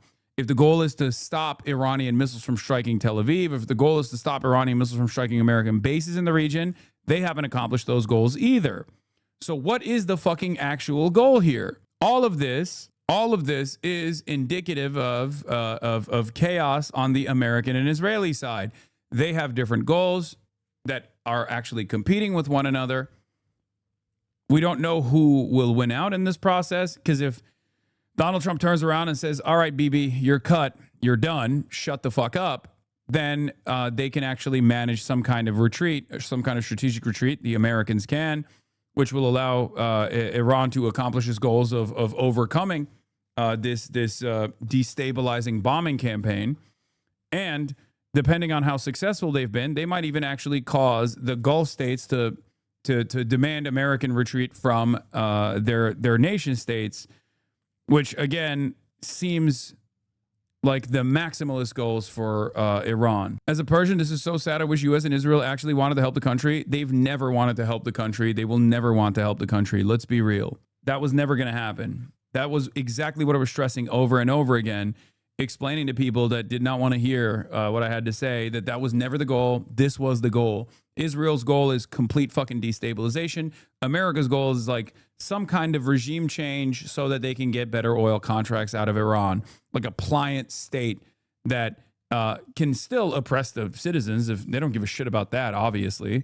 They just care about having a more pliant state in Iran that they can loot and they can pillage the natural resources of with ease. Is the Strait still closed? Yes, the Strait is still closed. There is some reporting that the oil tankers and some of the tankers are passing through while turning off their transponders, but not exactly sure as to how successful that is because the markets are still reacting very negatively, except the markets have reacted very positively to Trump basically saying mission accomplished. As a matter of fact, we're retreating.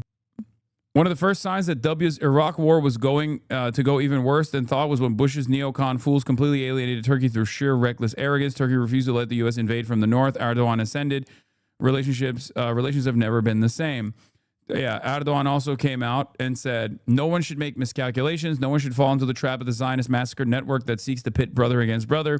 We welcome the statements made by our brothers in the Iraqi Kurdish region and sincerely believe that they will not fall for this game. Here he is referencing a lot of the Kurdish political parties in Iraq, straight up saying they are not going to play a role in the invasion of Iran. Uri Goldberg in Israel said, just had the most intense 2 hours of bombardment here since Israel began its criminal war in Iran. This is an anti-Zionist a Jew living in Israel, for the record. Uri Goldberg is very, very against the Israeli state. Israeli citizens receive the full demonstration of how dazed and confused our civil defense is. And I live in a well-to-do area. Just as Israel thrives on denying the humanity of its victims in Palestine, Iran, and Lebanon, so do Israelis thrive on complete and utter disassociation from their own lives on murderous solipsism. This works exactly until the second it stops working. Then it comes tumbling down like a house of cards. The reason why I'm bringing this up, Ori being an anti-Zionist living in Israel, is because I think his assessment is not public's assessment here. I will admit. He's basically saying that he's hopeful that Israeli society broadly, once they actually do receive some kind of pushback and punishment for its endless bloodshed, will very quickly turn around and say, oh, you can't protect us at all. Maybe we need to chart a different path, one that actually revolves around diplomacy instead of complete death and destruction, and hoping that like America will always protect us. I don't know if that's the case, but that's what his assessment is. It's a very hopeful assessment. I don't know if it's real or not. A second Iranian missile strike on Israel in the last hour. Trump tells CBS war is very complete, but this is what happened. Yeah, IRGC says the SATCOM station that Hezbollah destroyed was one of the main comm centers connecting air bases with the fighter jets, by the way.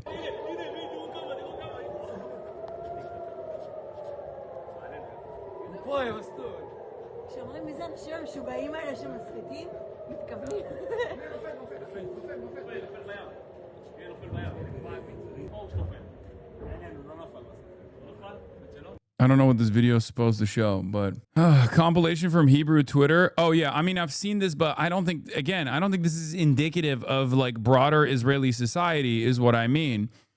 I tried to listen to Netanyahu today, an impossible task. A few minutes and I broke. The man adopted the speaking style of Trump, a dictator in the making, full of helium, arrogance, hubris, and detachment from reality. Suddenly the pilots are wonderful. Everyone is determined. Everything is fine. War poisoning, all the way to clemency. Not on the sidelines. It's pretty amazing that no one from the government is really talking to us about the war. Not that there are any expectations at all, right? But they're pissing on us in an arc. The reasons, in my opinion, one, they don't give a damn about us. It's a bit hard to explain the goals of the fighting when they're political, and saying explicit defined goals would make them look like clowns because it's unlikely they'll meet them. So this is our life now, trying to juggle routine while flying missiles over our heads. Missiles fly over our heads. going out into the sun between one siren and the next, going to work when we can and take time off on our dime when we can't, sometimes crying and sometimes not. Is that it? The saddest thing about this whole story is the absolute certainty that it's all for nothing. Netanyahu, despite his desire to be remembered as Churchill, was and remains a complete zero who hasn't finished a single job once and has appointed a collection of zeros around him and has been holding this country hostage for 6 years. Answers we have not, like, these are the liberal Zionists. Okay? Like, these are some of the liberal Zionists, like some of the oppositional figures that are maybe a little bit on shaky ground in terms of their unlimited support for Benjamin Netanyahu, now that there is like some consequences that like broader Israeli society is receiving from this endless bombing campaigns. And that's important to understand. Okay. Obviously, they have no sympathy for Iran at all. They have no sympathy for Palestinians at all, but they are feeling the pain of the actions that the government is taking for once. It's not dissimilar to how like Americans are selfish, fat hogs, but they see the price of the gas pump and they go, wait a minute, why the fuck are we doing this? It's not dissimilar to that, okay? This is why this is what the goals of the Iranian bombing campaigns are, for the record. It is to accomplish exactly this, to destroy the veneer of protection that Israeli society relies on, the Israeli government relies on, in an effort to say, yeah, we can bomb everyone we want to, and you will never receive the consequences of said death and destruction campaign because America will always back us up. But now that America is incapable of backing Israel up because Israel is incapable of defending itself in the same ways that it always was able to, even in the 12-day war where there was like, bombing campaigns that took place. But overall, there was a level of protection. If you went into a shelter, you were fine. Now that interceptors are no longer as capable, now that the eyes and ears around the region have been destroyed by the Iranian bombing campaigns, all of a sudden, it's not so easy to engage in the interceptions with the arrow system, with the, obviously, like the Tamir interceptors are not supposed to take out ballistic munitions anyway, like, coming from the Iranian side. But basically, that paired up with Hezbollah's bombing campaigns as well, like taking out fucking SATCOM facilities, radar facilities, things of that nature, all of a sudden, it's like infinitely more difficult, especially considering that Israel is one of the most heavily guarded airspaces on the planet, okay? You got like Moscow on the one hand, and you got Israel, specifically Tel Aviv on the other. If you have one of the best defended airspaces on the planet receiving blow after blow from Iranian missiles, all of a sudden the calculation changes quite a bit. Yeah, it's more guarded than the East Coast of the U.S. Yeah, absolutely. I mean, think about it this way. We didn't have enough THAAD interceptors. We didn't have enough THAADs that we had to literally go to South Korea and demand and beg them to send some of their THAAD anti-missile defenses to Bahrain and to UAE and to other places in the region. It's unheard of. I mean, this is a massive, massive fucking L for American force projection capabilities. We're told the whole world, and I kept stressing this over and over again, we told the whole world that we are completely incapable of going up against a country that has the economy the size of a fucking American state, okay? We are capable of defending our bases and our own assets that cost billions of dollars to fucking make, the assets that actually also play a role in the protective network against defending our most significant asset, Israel, that we told the world, like, no, we can't do this. We don't have the fucking defensive capabilities to go against Iran. Having said that, however, the reason why I'm saying like this kind of attitude is not exactly demonstrated in the polls. If you look at the support for the Iran war, and this is really funny, I love seeing like liberals like Ian Bremmer basically fucking posting like I have been for years now. He's showing support for the Iran war amongst Americans, 36% approve, 54% disapprove. Amongst Israelis, 82% approve, 13% disapprove. Bro, that's not true. Iran has the economy of a state because its currency is useless and it cannot export goods and services. Exactly. That's my point. My point is Iran would have a blossoming and beautiful economy that's massive, except we are so powerful that we've been able to, through financial engineering, destroy their economy and reduce it to the size of a fucking American state. It doesn't matter. That's the point I'm making. The point I'm making is that like we have that level of capability of diminishing the Iranian economy, and yet we still cannot destroy them militarily. Another moment where someone says bad take and then repeats and reiterates the take I make. Okay? So, and now we are retreating. It appears that the U.S. base is evacuating its Air Force tankers from a Saudi Arabia base. These tankers have been supporting bombing operations in Iran, and now they've been evacuated to Europe out of the Prince Sultan Air Base. Americana says, we're retreating. We made the largest American strategic retreat in decades before the war even started, and now we're retreating further. Objectively, the war is not going well. This is in direct response to the Iranian ballistic missile attack on Prince Sultan Air Base last night. I'm inclined to take this as a signal that the air defenses at Prince Sultan are reaching exhaustion. This is roughly the timeline I would expect for that. Like, it's nutty. It's actually fucking crazy that these guys from the start were like, oh, dude, our dicks are so hard. Our military is so wonderful. We're fucking destroying Iran. We're going to come out of this victors. Bahrain prosecutors seeking death penalties for people who photograph missile hits. Yeah, I know. Ocean account saying new parts and bombing equipment's coming. That's why those planes are going back. I don't know. I don't think you guys understand the domestic concerns within Arab Gulf states and the very new concerns in terms of like Israel dominating the fucking region. There is a reason why I did not believe the reporting that the Saudi government was actively petitioning America to bomb Iran. The reason why I did not believe that reporting was because out of all the Gulf states, there's only one country. There's only one fucking country that was on board with this, most likely, and even they are outwardly communicating that they're no longer on board with this, and that is the UAE. Okay, the UAE is tied to Israel at this point, or was tied to Israel at this point, and even their public correspondence so far has been enough is enough. You got to, because for these guys, what they're saying. What they're seeing is America completely incapable of defending them, and maybe not even capable of defending Israel, even though Israel is the primary concern for America. That is very clear. More. Reuters. President Donald Trump's administration is considering reducing oil sanctions on Russia. Oh my God. Oh my God. How can you see this as anything but a fucking spectacular L for American foreign policy ambitions, American force projection around the globe? It's over. I mean, it's not fully over, obviously, but this is why I said empire doesn't die quietly. But you can kind of see it, right? You have to notice it, right? You have to recognize that this is very different. This is very different from the heyday. Even then, there were a lot of problems in the global war on terror, especially initially, but like nothing like this. This is complete defeat. Total defeat, and Moscow can just say no and sell at higher prices to China and India. Why would they want this without complete victory in Ukraine? I mean, I think Moscow will be open to talks with Europe now. President Donald Trump's administration is considering reducing oil sanctions on Russia to help cool a surge in global energy prices triggered by the U.S. and Israeli war on Iran, with an announcement possible as soon as Monday, according to 3 sources familiar with the planning. The move would be intended to boost world supplies of oil amid massive disruptions to Middle East shipments from the expanding conflict, but could also complicate the U.S. efforts to deprive Russia of its revenue for the war in Ukraine. The discussions could include broad sanctions relief, as well as more targeted options that would allow certain countries such as India to buy Russian oil without fear of U.S. penalties, including tariffs, a source told Reuters. Speaking on condition of anonymity, the United States last week allowed India to temporarily purchase Russian crude oil already on tankers at sea to help it cope with the cuts to Middle East supply. On the one hand, you got Ukraine sending its fucking forces to help with to help develop drone defenses for the Gulf states.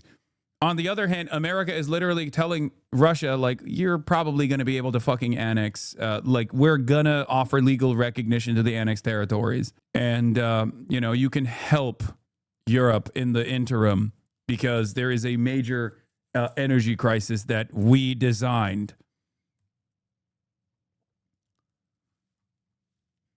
It's ironic because I said this after October 7, if you remember, to all the fucking pro-Ukraine and pro-American, pro-NATO, pro-Israel Andes. I was like, listen up, guys. Our attention is going to be needed elsewhere. We don't have infinite supply. We certainly didn't have infinite supply to fucking defend Ukraine anyway. That much was clear. But we certainly have our diminishing supplies that are going to focus on defending Israel. Not even necessarily defending Israel, but engaging in offensive capabilities and helping Israel's offensive capabilities. And our attention was going to shift to Israel. It did. And now we're here. The new moves could be announced as soon as Monday, the sources said. President Trump and his entire energy team have had a strong game plan to keep the energy market stable well before Operation Epic Fury began. And they will continue to review all credible options, said Taylor Rogers, a White House spokesperson, using the administration's term for the war. Any policy announcement will come directly from the president or his team, Rogers said. It's so crazy, the utter vindication that anti-imperialists have had in like the last week or the last couple of years at this point. It's spectacular L after spectacular L for the United States of America and all of its endless bloody endeavors around the world, trying to maintain this fucking wide empire that spans across nations, that is everywhere all at once, and how much our force projection capabilities have diminished. And yet people are still trying to fucking desperately cope with this reality by being like, but our weapons are so cool.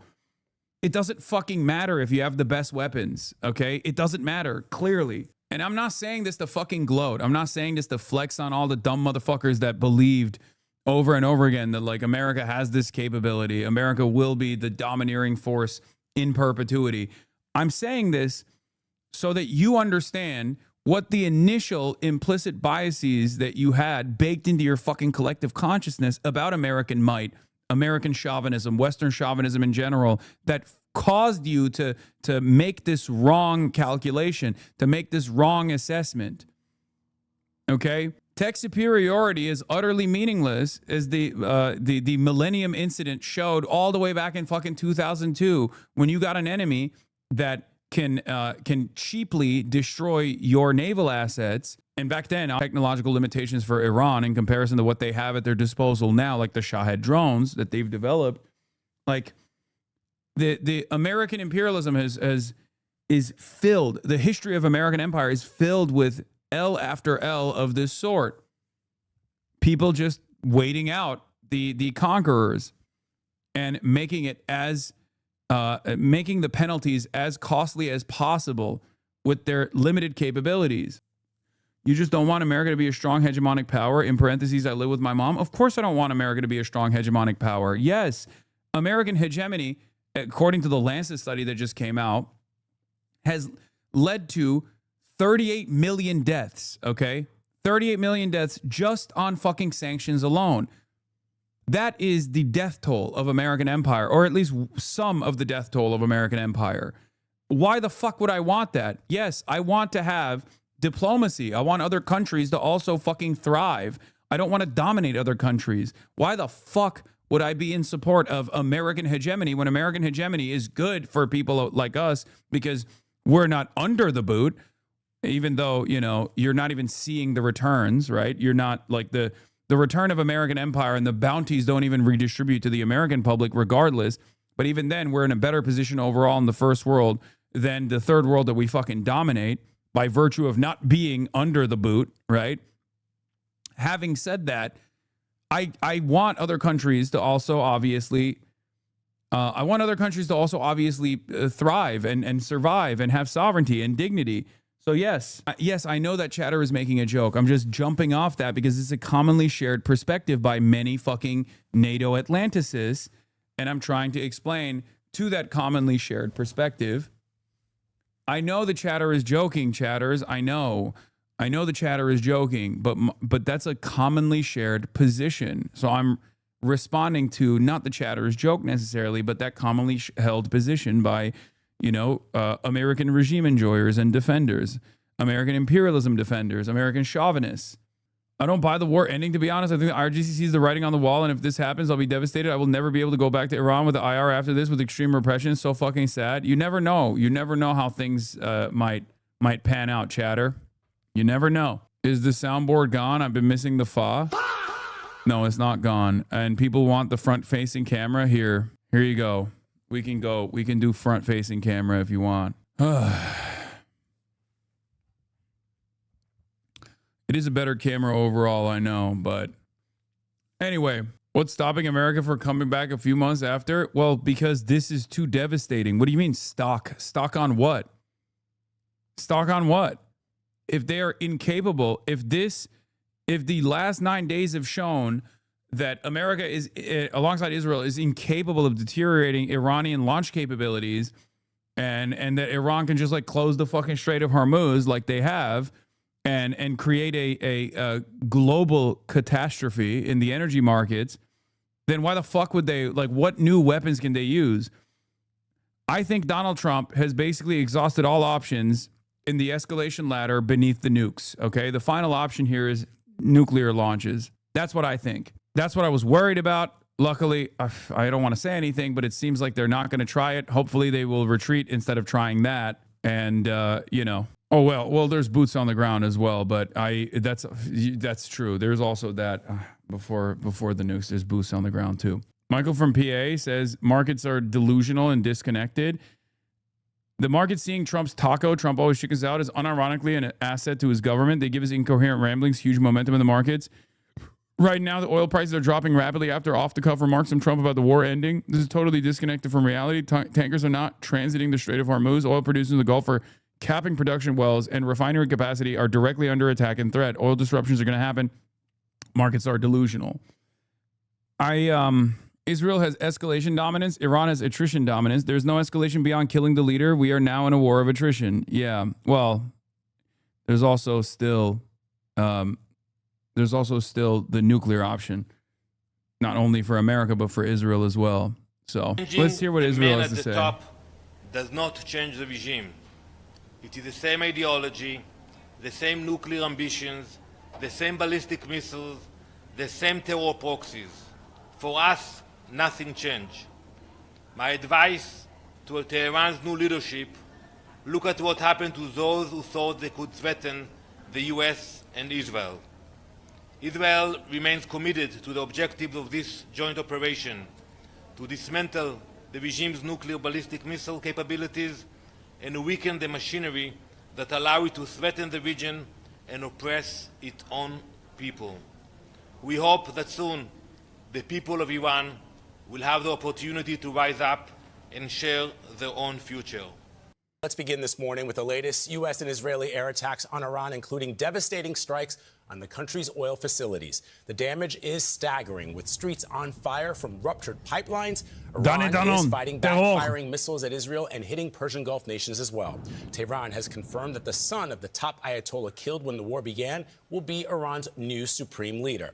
U.S. officials now say a seventh American has died from the Iranian attacks. Chief correspondent Matt Gutman is at the site of a recent missile strike on a town south of Tel Aviv. It's a medical incident. It's a medical incident. Difficult to block those Stop. cluster munitions fired. Stop. It's just a medical incident, okay? I'm sick and tired of the lies that's being told by the media, making it seem like it's not a medical incident. COVID death. Iranian missiles. One of those little bomblets hit here, obviously detonating that car, punching through the concrete, and just spraying shrapnel everywhere. But all eyes are on Iran this morning and the selection of Mojtaba Khamenei, the son of the former supreme leader. We don't know much about him except he's very close to the regime, and that this is a clear signal from the regime of defiance. Overnight, thousands marching through the streets of Tehran to celebrate the appointment of Mojtaba Khamenei, the son of the former leader, a hardliner with close ties to the security services. Israel with a blunt warning. The highest risk job right now is to be the new Ayatollah. That's a high-risk job. They're going to be targeted. Don't take those jobs. We're watching you. Over the weekend, Israel, for the first time, targeting Iran's critical infrastructure. Massive fireballs lit the city with an eerie orange glow. The Red Crescent says over 1,300 have been killed. And in the streets, rivers of fire as oil leaked into Iran's sewage system and ignited. We asked the head of Israel's opposition party why they're targeting energy infrastructure. Yeah, Israeli opposition is so funny. There is no real opposition. Okay, this dipshit is also 100% in support of every other escalation that Israel is engaged in, whether it be bombing Lebanon, whether it be bombing Syria, whether it be bombing Iran. He is always on board. There is no real opposition in Israel. This is what I'm trying to say. There's no opposition in the democratic wishes of society as well. So the idea that like, oh, Israel is this wonderful moral democracy, it's like, no, they're democratically doing genocide. And they are democratically demanding that Iran get fucking pummeled. So fuck their democracy, okay? I don't give a shit. This is where the money is coming from, and therefore, if this will be gone, their ability to do this is going to be reduced significantly. In response, Iran firing swarms of drones. This oil refinery in Bahrain targeted. Kuwait's social security building turned into a tower of flames. Even Dubai's airport hit. Oh my God. Iran now also changing tactics, turning to cluster munitions, several hitting Tel Aviv. You can see where one of those submunitions just punched right through the concrete here, and it detonated, firing shrapnel and concrete in every direction. 5 people were wounded, and Israel's bomb squad showing us one of those downed missiles. What you are seeing here, this is just the fuel tank of one of those giant Iranian missiles, and it's about half as long as the missile would be. It would be about 50 feet long. At the very end would be the warhead. That warhead increasingly has been containing these. These are cluster munitions, and they mount about 80 of these on a single warhead. In Lebanon, Iran's main proxy. Damn. I can't believe it. Unbelievable. You mean to tell me they're using... You're using warheads like this? Good thing Israel has never done so, or refused to sign a treaty, an international treaty alongside the United States of America to not deploy cluster munitions, because that would be really crazy if they had actively petitioned against that sort of thing and continuously used not only cluster warheads, but also chemical weapons as well, like white phosphorus and things of that nature on a civilian population that they were dominating for the past 3 fucking years. They conducted a genocide. Oh, wait, they did do that, which is why everything that they fucking complain about is ridiculous. Literally everything that they're complaining about. This is why, like, when people are like, well, Hasan, don't you think like all civilians' lives are worthy? I do. But the Israeli government doing propaganda of this, like, is a woe is me moment. Okay. Sorry. This is precisely what they've been fucking doing to everyone in the region. And the first time that they like receive a modicum of pushback, like a fraction of the death and destruction that they have dealt all around the region, hopefully this will be, this will allow people to understand like what Israel's been doing.